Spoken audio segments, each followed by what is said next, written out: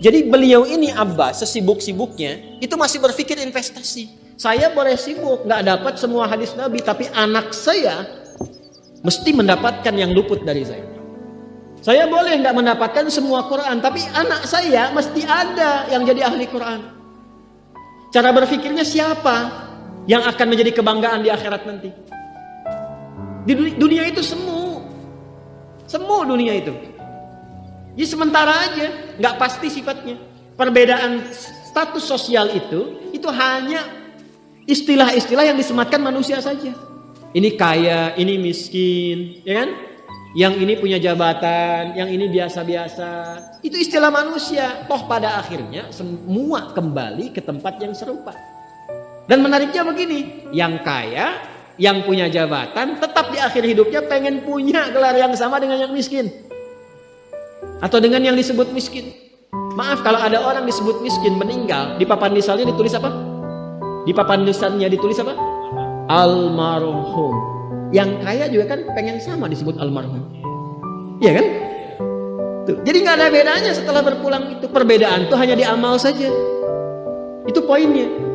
Maka kalau ada yang mengharapkan orang tua cita-cita membanggakan anak di dunia, boleh-boleh saja, tapi patut diingat itu sementara.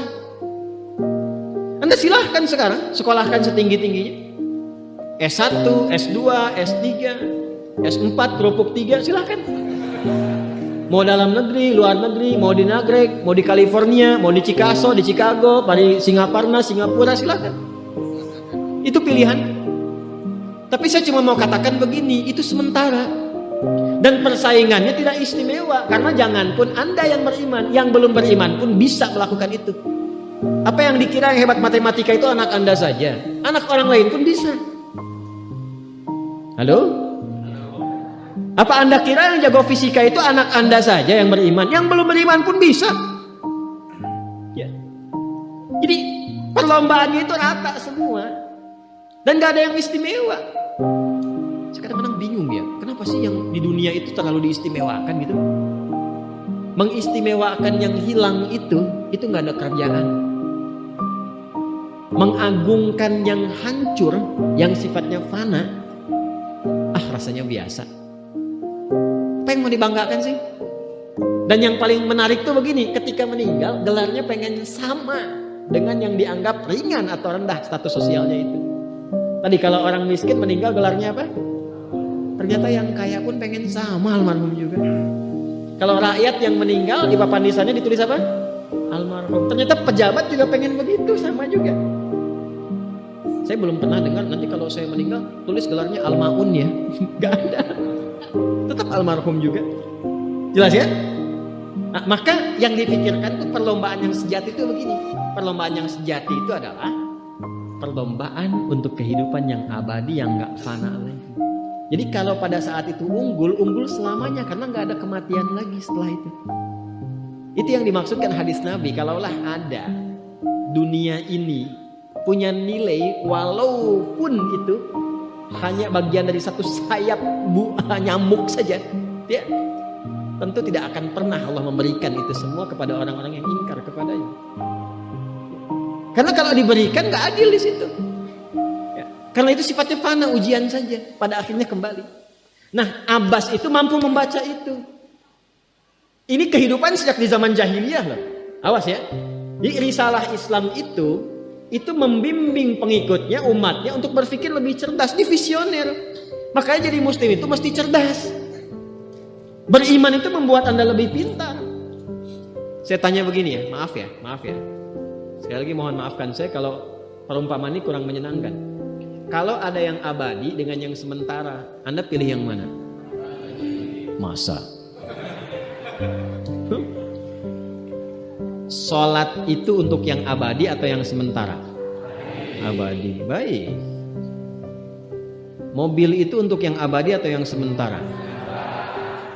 Pilih yang abadi apa sementara?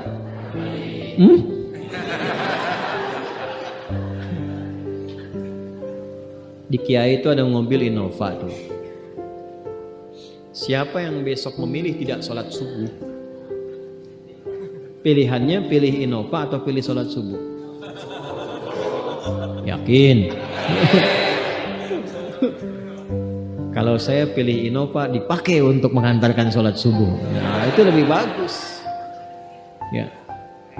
Jangan dipotong sampai situ ya. Ya bisa aja kita pilih Avanza, bisa pilih Ferrari, bisa pilih Pajero ya. Awas yang punya publik Innova, Anda potong royalti kena. Paham? Abbas itu begitu. Anak saya mesti dipanggil di akhirat dan semua penduduk langit dan bumi menyimak itu semua. Diviralkannya di akhirat. Viral dunia itu sementara, internetnya diputus gak viral lagi. Kadang-kadang yang viral kemarin kan sekarang gak ada lagi, ya kan? Yang viral tahun lalu sekarang sudah gak ada, ya kan? Jadi belum selesai kehidupan sudah hilang juga viralnya. Akhirat itu selamanya.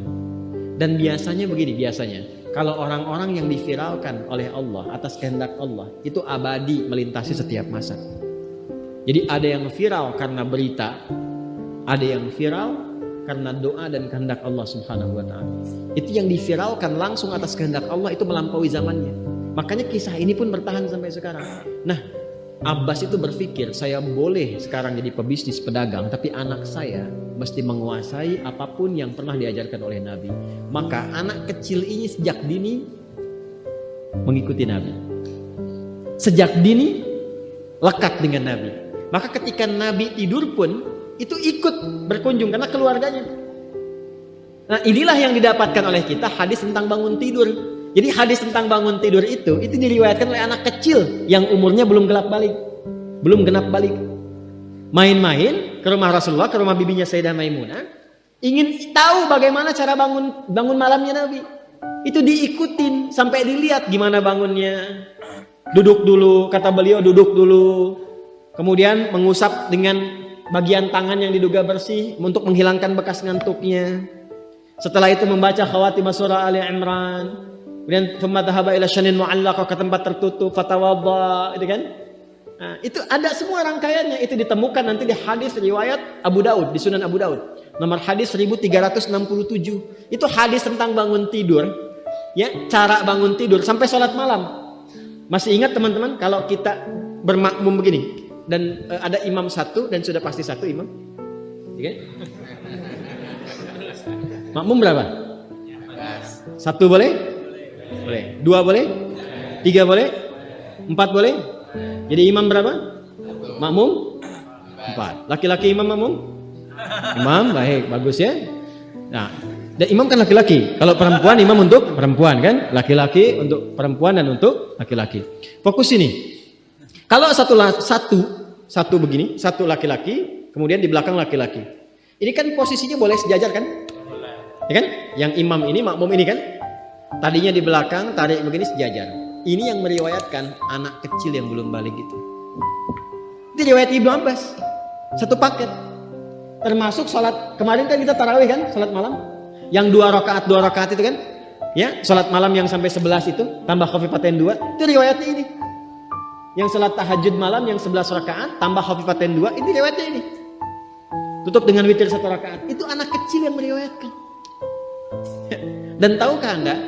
Sepeninggal Nabi SAW, Abbas bapaknya ini hafal 200 hadis, anaknya Abdullah hafal 2000 hadis. Begitu caranya. Anda di sini ada yang diplomat, yang di kantor, yang taruhlah berdagang misalnya, ibu rumah tangga, ya, dan sebagainya. Boleh, nggak apa-apa. Saat ini kita mungkin belum maksimal, tapi jangan biarkan ada satu di antara anak keluarga kita yang tidak jadi kebanggaan di akhirat. Tolong ya, tolong pulang dari sini dilihat anak Allah titipkan kepada saya berapa anak. Tolong siapkan jadi kebanggaan akhirat. Satu aja jadi ahli Quran. Untuk pelita di rumah tuh, penghilang kesedihan, penghilang kegelisahan, mendatangkan semangat. Itu demi Allah saya katakan, gak ada yang paling indah kecuali saat ayah pulang ke rumah. Tiba kemudian dia melihat anaknya yang kecil sedang murajaah. Amma yatasaalun, bahkan surat yang bapaknya sendiri belum hafal. Jangankan pulang ke rumah, Anda sedang mau rapat, dikirimi video anak Anda 3 tahun membaca surah Al-Ikhlas, itu hati tenang. Itulah Quran. Itulah Quran. Maka belajar dari Ibnu Abbas ini, apa yang terjadi ketika orang tua mampu memfasilitasi anaknya demikian, sekalipun orang tuanya tidak mencapai apa yang diraih oleh anak, tapi orang tua mewarisi setiap pahala yang dihasilkan dari anak itu. Karena itulah setiap hadis yang diriwayatkan oleh Abdullah kecil ini, Ibnu Abbas, maka semua doa tersambung bukan hanya untuk beliau tapi juga untuk keluarganya, untuk orang tuanya. Karena itu kalimatnya bukan radhiyallahu taala anhu tapi anhuma, untuk Abdullah dan bapaknya.